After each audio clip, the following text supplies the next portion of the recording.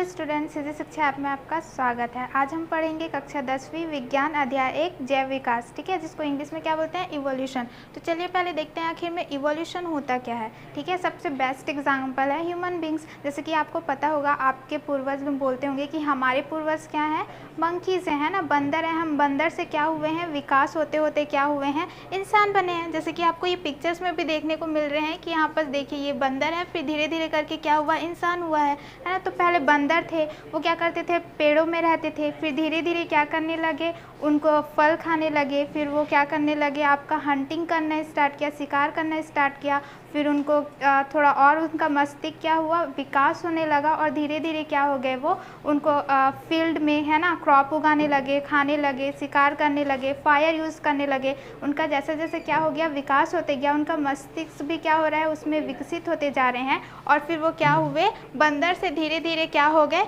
इंसान का रूप ले लिया। तो ये जो बंदर से, है ना, बंदर से आपका क्या बोलते हैं, इंसान तक के जो आपका क्या है, सफ़र है ना, उसको हम लोग क्या बोलते हैं, जैव विकास बोलते हैं, और उसी को क्या बोला जाता है, इवोल्यूशन। और इसी के बारे में हम क्या करेंगे, पूरे चैप्टर में रीड करेंगे। ओके, चलिए नेक्स्ट देखते हैं। तो यहाँ पर हम पढ़ेंगे जीवों का विकास, जिसको हम क्या बोलते हैं, इवोल्यूशन।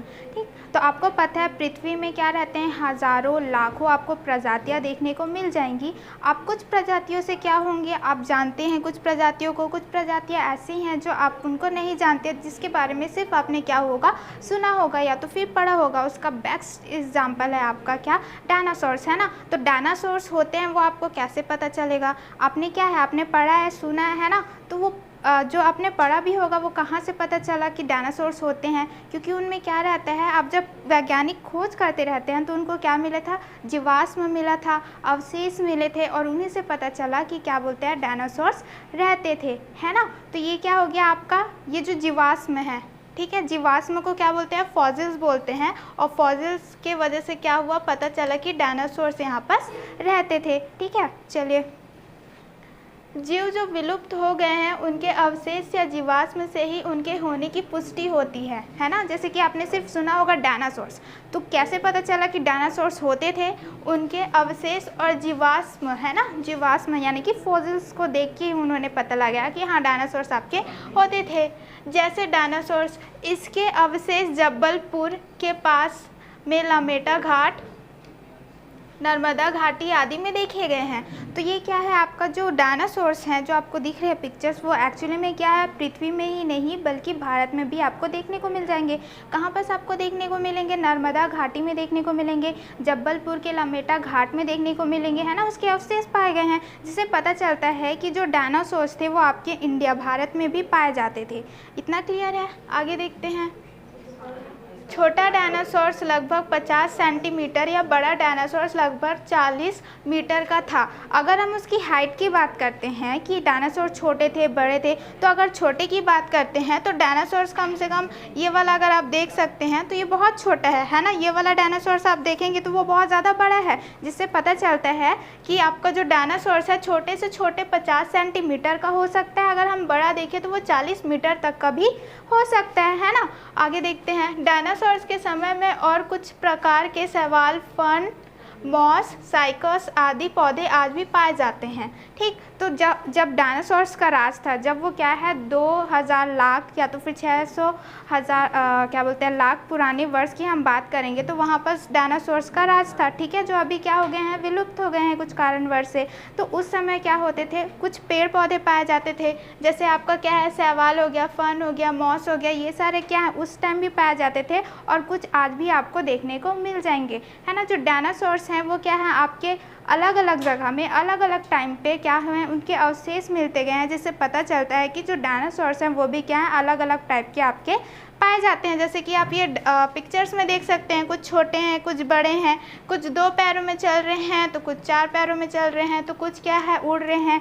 ये जो उड़ते हुए डायनासोर्स है ना, ये भी पाए गए हैं। और ऐसा माना गया है जो अभी की चिड़िया हैं वो क्या है, आपके बड़े डायनासोर्स विकसित होते होते क्या हो गया, चिड़िया का रूप ले लिया गया है। उस टाइम पे आपको क्या देखने को मिलेगा, स्तनधारी क्या मिलेंगे, चूहे देखने को मिल जाते थे, कॉकरोच देखने को मिल जाते थे, है ना। और जैसे ही आपका क्या हो गया, डायनासोर्स विलुप्त हुए, तो आपको विशालकाय क्या मिला, हाथी देखने को मिल जाएंगे, जिनकी संख्या दिन पे दिन क्या होती जा रही है, बढ़ती जा रही है ना। जैसे जैसे डायनासोर्स विलुप्त होते गए वैसे वैसे इंसान, हाथी ये भी क्या होने लगे, देखने को मिले, जबकि जो डायनासोर्स है वो पूरी तरह से क्या हो गए हैं, अभी खत्म हो चुके हैं। ठीक है, आज के समय में कुछ ऐसी प्रजातियां हैं जैसे मनुष्य, हाथी, जो डायनासोर के युग में नहीं थे।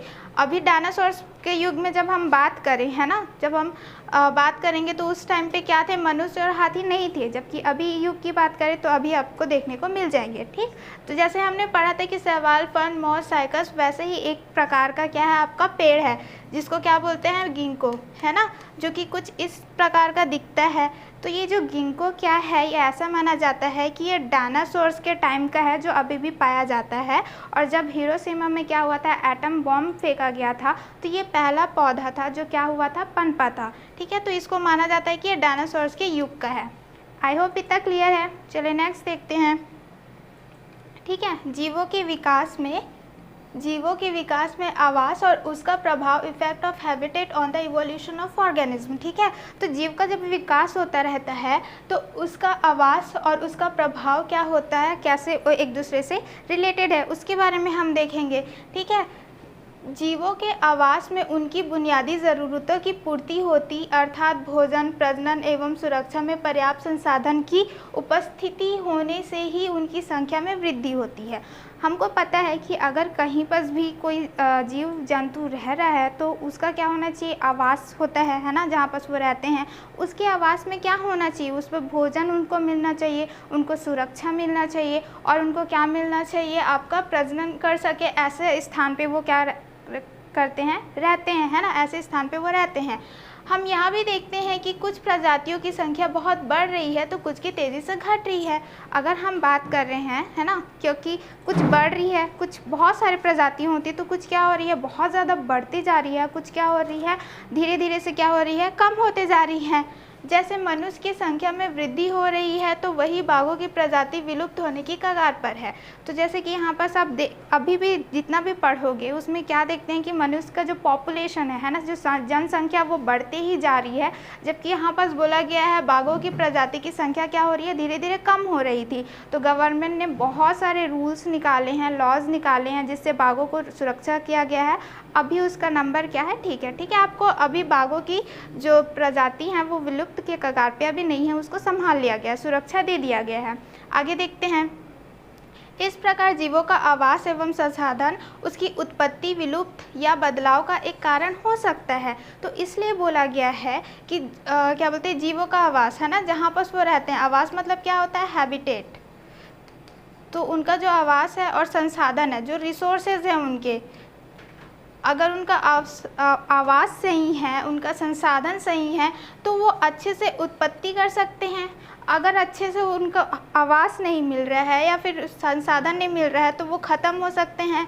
और क्या हो गया, जो ऐसे बदलाव को सह सकते हैं, है ना, चेंजेस को उन लोग क्या कर सकते हैं, अडेप्ट कर सकते हैं, तो उनमें अब बदलाव आ जाता है। तो इसी को बोला गया है कि ये जो आवास है और संसाधन है वो दोनों क्या करते हैं, डिपेंड करते हैं कि उत्पत्ति होगा, विलुप्ति होगी या तो फिर बदलाव होगा। आई होप इतना क्लियर है ना। तो जैसे कि हमने देखा कि कुछ प्रजातियों की संख्या बहुत ही ज़्यादा क्या होती जा रही है, बढ़ते जा रही है, कुछ की क्या होते जा रही है, घटते जा रही है। तो जो संख्या बढ़ती जा रही है तो क्या संसाधन भी उसके बढ़ते जा रहे हैं, जो क्या है आपके जैविक हैं या फिर अजैविक घटक है, क्या दोनों एकदम साथ में चलते जा रहे हैं। तो उसके लिए क्या हुआ था, एक ग्राफ था। ठीक है, यह ग्राफ सन 1780 के दशक में किए गए किसी प्रजाति के जीवों की संख्या में वृद्धि, उनके लिए खाद्य संसाधनों की मात्रा का तुलनात्मक अध्ययन का परिणाम है। ठीक है, जब मैं आपको ये जो ग्राफ है वो 1780 में लिया गया था कि फूड रिसोर्सेज, है ना, आपका खाद्य संसाधन और आपका क्या बोलते हैं टाइम, जो पॉपुलेशन है उस पर खींचा गया था। ठीक है, यहाँ पर आपको दो ग्राफ देखने को मिलेंगे। आपको कौन सा मिलेगा, एक ए ग्राफ है और एक बी ग्राफ है। अगर आप ए ग्राफ को ध्यान से देखेंगे तो ये क्या है, समय है ना, टाइम आपका समय दर्शा रहा है, और ये दिखा रहा है अमाउंट ऑफ फूड रिसोर्सेज, मतलब कि खाद्य संसाधन कितने हैं। तो अगर आप इसको ध्यान से देखेंगे तो आपको पता चलेगा कि अगर हम को क्या है, टाइम धीरे धीरे जाते जा रहा है आपका, है ना, अगर धीरे धीरे जाते जा रहा है तो आप ध्यान से देखिए कि क्या हो रहा है, आपका जो ये वाला है ना, अगर आप ध्यान से देखेंगे तो ये क्या हो रहा है, आपका जो चेंजेस हो रही हैं वो ज़्यादा नहीं हो रही हैं ना। ये जो रिसोर्सेज हैं वो क्या हो रहे हैं, आपके ज़्यादा चेंजेस नहीं हो रहे हैं। यहाँ पर देखिए ये वाला आप जब देखेंगे तो ये जो ब्लू कलर का मैं जो खींच रही हूँ वहाँ पर आप देखेंगे कि ऐसा नहीं है कि संसाधन नहीं बढ़ रहे हैं, लेकिन जिस हिसाब से क्या बोलते हैं समय और पॉपुलेशन बढ़ रहा है उस हिसाब से क्या हो रहा है, आपका समय ज़्यादा जा रहा है और आपका जो फूड रिसोर्सेज है वो क्या हो रहे हैं, बढ़ रहे हैं, लेकिन बहुत क्या कर रहे हैं, धीमी तरह से बढ़ रहे हैं। जितना समय जल्दी से बढ़ रहा है उतना तेज़ी से आपका क्या है, खाद्य संसाधन नहीं बढ़ रहा है। जबकि आप जब दूसरा ग्राफ देखते हैं तो आप देखेंगे कि समय क्या है, बढ़ते जा रहा है। जो पॉपुलेशन है हमारा, है ना, जनसंख्या, वो भी क्या होती है, बढ़ते जा रही है और वो बहुत तेज़ी से बढ़ते जा रही है। ठीक है, जितना टाइम तेज़ी से बढ़ रहा है उतना ही क्या हो रहा है, पॉपुलेशन आपका बढ़ते जा रहा है। अब आप दोनों को क्या करोगे, कंपेयर करोगे तो आप देखोगे कि समय के साथ जितना खाद्य आपका क्या हो रहा है, संसाधन नहीं बढ़ रहा है, उतना ही क्या हो रहा है, आपका टाइम ज़्यादा जा रहा है और आपका क्या हो रहा है, पॉपुलेशन बढ़ते जा रहा है। तो क्या खाद्य संसाधन ये पॉपुलेशन जनसंख्या को क्या बैलेंस कर सक रहे हैं, नहीं कर सक रहे हैं, है ना। तो यहाँ पर हमारा फूड रिसोर्सेज क्या हो जा रहा है, बहुत ही ज़्यादा कम हो जा रहा है। आई होप आपको ये ग्राफ बिल्कुल भी क्लियर है। सिंपल सा है कि टाइम के साथ आपको फूड रिसोर्सेज बढ़ रहे हैं बट बहुत कम बढ़ रहे हैं, जबकि यहाँ पर आप देखेंगे टाइम के साथ जो पॉपुलेशन है वो बहुत ही ज़्यादा बढ़ रहा है, जो फूड रिसोर्सेज को मैनेज नहीं कर पा रहा है। क्लियर। नेक्स्ट देखते हैं। अब हम देखेंगे, ठीक है, कि यहाँ पर बहुत सारे, अब क्या है, यहाँ पर हमने देखा ग्राफ में कि क्या हो रहा है, फूड रिसोर्सेज तो उतने नहीं बढ़ रहे हैं, तो वहाँ पर क्या होता है, अनबैलेंस हो जाता है। तो बैलेंस बनाए रखने के लिए क्या होता है, आपका आपसी द्वंद्व होते हैं, ठीक है, लड़ाइयाँ होती हैं या फिर नेचुरल आपदा आता है, जिसके वजह से क्या होता है, नेचर अपने आप को बैलेंस करने की कोशिश करता है ना। और आप फिर वैज्ञानिक बहुत ज़्यादा सोचने लगे कि जो उत्पत्ति हुई है ना जीवों की, क्या वो जैसे हम अभी दिख रहे हैं वैसे ही थी या फिर उसमें कुछ बदलाव आया है ना। तो ये सारी चीज़ें क्या हो गए, वो सोचने लगे थे, जिसमें से आप जान रहे होंगे कि जो कोशिकाएं हैं, है ना, जो सेल है वो पूर्ववर्ती कोशिकाओं से उत्पन्न होती हैं। ठीक है, पूर्ववर्ती मतलब क्या होता है, प्री एग्जिस्टिंग, जो पहले से क्या रहेगा, आपका एग्जिस्ट करता है। जैसे कि यहाँ पास एक सेल है, ठीक है, आपका एक कोशिका है, वो डिवाइड होके क्या होता है, आपका दो बनाता है। तो ये जो डिवाइड होके न्यू बनाया है वो किससे हुआ है, आपका जो पुराना कोशिका था उससे है। तो उसी प्रकार से क्या है, आपका पहले जो जीव थे क्या वैसे ही उससे डिवाइड होके बने हैं। तो उनके बारे में बहुत ज़्यादा हम आगे पढ़ेंगे। ठीक है, जो प्री एग्जिस्टिंग थे उससे हमारा क्या होता है, कोशिकाएं बनती है, वैसे ही क्या जीव बनते हैं।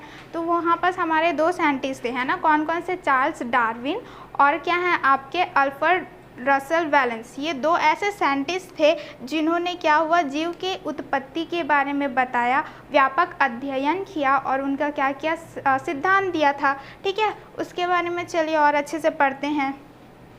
बीगल का सफ़र और डार्विन का अनुभव, experience of Darwin and journey of beagle. ठीक है, बीगल की स्पेलिंग गलत है, ठीक। तो यहाँ पर हम देखेंगे कि क्या है आपका डार्विन, क्या है आपका चार्ल्स डार्विन, एक क्या बोलते हैं आपका वैज्ञानिक का नाम है, और बीगल क्या है आपका एक शिप है ना, शिप में वो क्या करेंगे, जर्नी करेंगे, सफ़र करेंगे।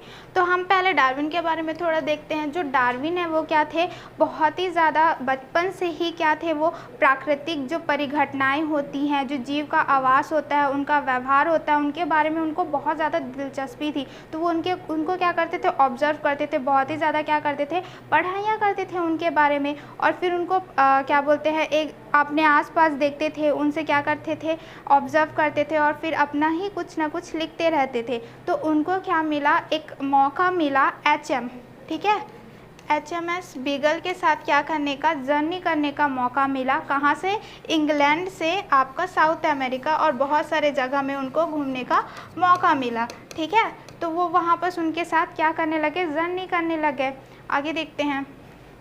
200 वर्ष पूर्व जीवों की विविधता एवं उस प्रकार प्रकृति के प्रभाव से संबंधित अध्ययन किए उससे वैज्ञानिक तथा सामाजिक सोच में व्यापक परिवर्तन आया। तो 200 वर्ष पूर्व है ना, जो डार्विन थे उन्होंने बहुत ज़्यादा अत्यधिक अध्ययन किया और उसी को बताया कि जीवों की विविधता, उसमें क्या होता है, डिफरेंट टाइप्स के आपको जीव देखने को मिल जाएंगे, है ना। उसके प्रभाव से संबंधित अध्ययन किया कि उसको कैसे प्रकृति से प्रभाव होता है, और उनका क्या हो गया, वैज्ञानिक, साइंटिफिक और क्या बोलते हैं सोशल में बहुत ही ज़्यादा क्या हो गया, व्यापक परिवर्तन आया, है ना। बहुत ही ज़्यादा क्या हो गया, बदलाव हो गया। जो उन्होंने अपने सफ़र में स्टडी किया, उसका सिद्धांत बनाया, फिर लोगों को बताया। जब लोगों ने जाना तो क्या हो गया, जो वैज्ञानिक और सामाजिक था उसमें भी जो देखते थे उनका नज़रिया क्या हो गया था, चेंज हो गया था। ठीक है। सन 1831 में अन्वेषी यात्रा करनी थी जिसमें नक्शा तैयार करना था। तो उन्होंने क्या किया, 1831 में उनको एक मौका मिला HMS बीगल के साथ क्या करने का, उनके साथ साथी रूप में जाना था और अन्वेषी यात्रा करना था, जिसमें उनको नक्शा, मैप बनाना था, है ना, तैयार करना था कि खनिज संपदा और जैव विविधता का अध्ययन इत्यादि करना था। तो उसमें जब वो गए थे सफ़र में तो क्या क्यों गए थे, क्योंकि वहाँ पर हमको क्या करना था, मैप एक तैयार करना था।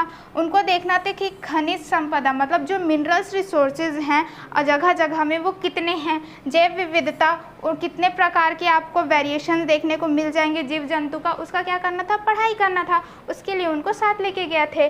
बीगल का सफ़र 27 दिसंबर 1831 से शुरू होकर 2 अक्टूबर में 1836 तक खत्म हुआ। ठीक है, कहाँ से स्टार्ट हुआ था, 27 दिसंबर, और ख़त्म कब हुआ था, 2 अक्टूबर में। ठीक, तो ये सारा उनका सफ़र होता गया।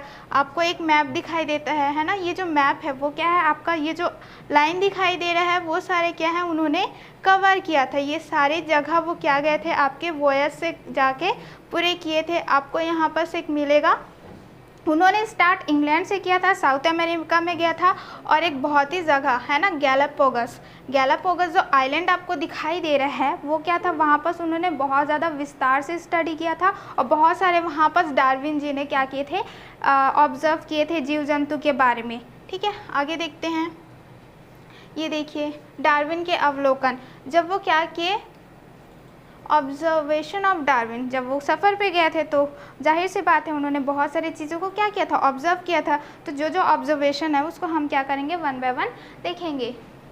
तो समुद्र के पानी दक्षिण अमेरिका में अद्भुत खाद्य श्रृंखला नज़र आए। ठीक, जब उन्होंने क्या देखा, समुद्र के पानी को लिया, उसको क्या किया, अध्ययन किया उन्होंने, और क्या किया था, दक्षिण अमेरिका के जंगलों पहाड़ों में भी देखा, उनका भी अध्ययन किया। तो उनको क्या दिखाई दिया, खाद्य श्रृंखला, है ना, अद्भुत क्या हुआ, खाद्य श्रृंखला उनको दिखाई दिया, फूड चेन उनको दिखाई दिया। जैसे कि आप समुद्र की बात करेंगे तो एल्गी से स्टार्ट होता है, उसको छोटी फिश खाती है, बड़ी फिश खाती है, उसको और बड़ी फिश खाती है। तो इस प्रकार से क्या होता है, खाद्य श्रृंखला बढ़ती जाती है। तो उन्होंने वो क्या देखा, समुद्र में भी वही चीज़ें देखी, दक्षिण अमेरिका के जंगल और पहाड़ों में भी वही चीज़ें देखी। ठीक है, उन्होंने देखा कि हर तरफ संघर्ष है ना, उन्होंने कहीं पर भी देखा, समुद्र के पानी हो गया, पहाड़ हो गया, जंगल हो गया, उन्होंने देखा कि हर जगह क्या आपका संघर्ष है, या तो फिर मरो या मारो, या तो आप क्या बन जाओगे, मार के आप खाना खाओगे अपना, या तो फिर क्या हो जाओगे, खुद मर जाओगे और किसी का खाना बन जाओगे। ठीक है, भौगोलिक ज़रूरत के अनुसार जो ढल है, ठीक है, ढल गया वही जीव बच जाता है। अब क्या होता है, बहुत सारे नेचुरल चेंजेस होते रहते हैं, तो जो चेंजेस में ढल जाता है, अपने आप को ढाल लेता है, वहाँ पर रह जाता है, वो क्या हो जाता है, बच जाता है, और जो नहीं बच पाता वो क्या हो जाता है, विलुप्त हो जाता है। आई होप ये क्लियर है। नेक्स्ट देखते हैं, दक्षिण अमेरिका पहाड़ों के ऊपर उन्हें ऐसी चट्टानी मिली जिसमें समुद्री जीवों के जीवाश्म मिले। साथ ही उन्हें एक ऐसा भूकंप का अनुभव हुआ जिससे समुद्र की सतह लगभग 3 मीटर तक ऊंची हो गई थी। ठीक है, जब उन्होंने दक्षिण अमेरिका के पहाड़ों को देखा तो पहाड़ों में क्या थे, समुद्री जीवी, है ना, जो समुद्र, अब पहाड़ है तो पहाड़ में समुद्री जीवी के अवशेष कैसे देख सकते हैं, जीवाश्म कैसे मिलेंगे उनको। ठीक है, तो फिर उन्होंने जब सफ़र कर रहे थे तब उन्होंने देखा कि भूकंप आया, और भूकंप आने की वजह से क्या था, जो समुद्र का पानी था भूकंप की वजह से वो 3 फीट क्या हो गया, ऊंचा हो गया, है ना। तो इससे पता चल रहा है समुद्र में क्या हुआ, चेंजेस हो गया, वो 3 फीट क्या हो जा रहा है, ऊंचा हो जा रहा है। तो उसी प्रकार से यहाँ पर भी क्या है, आपका समुद्री के जीव हैं वो भी क्या हो गया, आपके चट्टान में उनको क्या मिला, अवशेष दिखाई दिए, जिन्होंने उससे पता चला कि धीरे धीरे भी क्या होता है, प्राकृतिक में चेंजेस होते जाते हैं, तो जीव में भी क्या होता है, अडेप्टेशन होते जाते हैं। ठीक है, नेक्स्ट देखते हैं। इस प्रकार का अवलोकन यहाँ दर्शा रहा था कि समय के साथ महाद्वीप और महासागर में व्यापक रूप से बदलाव आ सकता है। तो यहाँ पर देखिए कि क्या हो गया, चाहे वो महाद्वीप हो चाहे वो महासागर हो, कुछ इसी कारण के वजह से, ठीक है, नेचुरल आपदा है ना, प्राकृतिक आपदा की वजह से उनमें व्यापक बहुत ज़्यादा क्या हो सकता है, बदलाव आ सकता है। आगे देखते हैं। रेतीली समुद्री किनारे के स्थान पर ऊंची चट्टानों से घिरी समुद्री किनारों के अवलोकन से डार्विन यह अनुभव लगा पाएंगे कि निरंतर चलने वाली प्रक्रिया से भी पृथ्वी की सतह पर परिवर्तन आ सकता है। ठीक है, हमने देखा है जितने भी समुद्र रहते हैं तो वो रेतीला चीज़ें दिखाई देती है, लेकिन डार्विन ने देखा कि समुद्र रेतीले से नहीं घिरा हुआ है बल्कि बड़े बड़े चट्टानों से घिरा हुआ है। ठीक है, तो यहाँ पर भी देखा कि जो स्लोली चेंज होते जाते हैं ना, निरंतर चलने वाली जो प्रक्रिया है जो धीरे धीरे क्या होती है, चेंज होती ही रहती है, उस वजह से भी क्या होते हैं, पृथ्वी की सतह पर परिवर्तन आ सकता है। क्लियर इतना? आगे देखते हैं। विशालकाय विलुप्त स्तनधारियों, सरीसृपी इत्यादि के जीवाश्म से उन्हें पता चला कि पूर्व के जीवों और वर्तमान के जीवों में विभिन्नताओं के साथ साथ समानताएं भी हैं, अर्थात पृथ्वी की सतह पर परिवर्तन के साथ जीवों में भी परिवर्तन आया होगा। ठीक है, तो उन्होंने क्या किया, पहले देखा विशालकाय है ना, मतलब बहुत बड़ा क्या है, जो स्तनधारी, जैसे कि बड़े बड़े मैमोथ बोलते हैं, बड़े बड़े हाथी जो रहते हैं, है ना, आपका सरीसृप रेप्टाइल्स जो रहते हैं, वो सारे क्या हो गए हैं, विलुप्त हो चुके हैं, है ना, नहीं है। लेकिन उनके जीवाश्म को देखा और अभी के जीवाश्म को जब वो देख रहे हैं, उनकी तुलना कर रहे हैं, तो उनको पता चल रहा है कि जो जीव हैं उनमें क्या है, विभिन्नता है ना, क्या है आपका, उनको अलग अलग चीज़ें, जैसे कि कोई बड़ा है, पहले के ज़माने का जो जीवाश्म है वो बड़ा है, अभी का क्या है, छोटा है, तो क्या हो गया, वो अंतर उनको दिखाई दिया। और कुछ क्या है, समानताएं भी हैं कि वो क्या है, वो भी स्तनधारी है, ये भी स्तनधारी है, तो उसमें विभिन्नता भी देखने को मिल गया, समानताएं भी देखने को मिल गए। तो उनका यही था, जब उन्होंने ये नोटिस किया तो पता चला कि पृथ्वी की सतह पर परिवर्तन के साथ जीवों में भी परिवर्तन आया होगा। तो यहाँ पर हमने क्या देखा था, रेतीला होना चाहिए था समुद्र का, लेकिन वो क्या हो गया, बड़े बड़े चट्टान आ गए। तो क्या हो रहा है, पृथ्वी में परिवर्तन तो हो रहा है, लेकिन साथ साथ जो पृथ्वी में रह रहे हैं ना जीव, उसमें भी क्या होता है, परिवर्तन होते जाता है। आई होप इतना क्लियर है आपको। चलिए एक इंटरेस्टिंग फैक्ट पढ़ते हैं। ये आपको जो फिश दिखाई दे रहा है, इसको क्या बोलते हैं, सिल्केन बोलते हैं। ठीक है, इसके बारे में हम कुछ डिटेल से स्टडी करते हैं। 1938 अफ्रीका तट के किनारे जब मछुआरों ने एक मछली जैसा जीव देखा तो उसे सिल्कंथ नाम दिया गया। ठीक है, उन्होंने क्या हुआ, 1938 में अफ्रीका है ना, अफ्रीका के तट पे, मतलब कि समुद्र में, उन्होंने ये ऐसा करके क्या देखा, ये फिश देखा है ना, जिसको क्या नाम दे दिया, सिल्केन नाम दे दिया। ठीक है, इसमें कुछ विशेषताएं अभयचरों की थी और कुछ मछलियों की थी। जब उन्होंने देखा ये, तो क्या हो गया, उन लोग कंफ्यूज हो गए, क्योंकि ऐसा माना गया था कि ये जो फिश है ना, जिसको सिल्केन नाम दिया गया, ये जो फिश है वो कब के ज़माने का है, डायनासोर्स के ज़माने का है, और वो सोच रहे थे कि ये ख़त्म हो चुका है। लेकिन जैसे ही उन्होंने इसको देखा तो वो क्या हो गए थे, थोड़े शॉक्ड हो गए थे। और जब उन्होंने डिटेल स्टडी किया तो उनमें क्या देखा कि इनमें कुछ अभयचर के लक्षण थे और कुछ मछलियों के भी लक्षण थे। तो पता चलता है कि ये क्या है, दोनों का क्या करता है, लक्षण बता रहा है, तो इन दोनों के बीच क्या होगा, कोई ना कोई कनेक्शन होगा, है ना। तो अतः इसे लंबे समय तक जीवित जीवाश्म कहा जाने लगा। ठीक है, यानी कि इसको क्या बोलने लगे, जीवित जीवाश्म बोले जाने लगे, मतलब लिविंग फॉसिल्स इसको नाम दे दिया गया, क्योंकि वो क्या है, जिंदा था और वो क्या कर रहा था, हमारा जीवाश्म का भी काम कर रहा था। लेकिन क्या है, धीरे धीरे देखा गया कि इसमें भी क्या हो रहे हैं, बदलाव होते जा रहे हैं, तो इसको लिविंग फॉसिल्स कहना क्या है, गलत है। ठीक है, जिससे हमको पता चल रहा है कि अभी भी क्या हो रहा है, विकसित हो रहा है, तो ये क्या हो रहा है, इवॉल्व हो रहा है।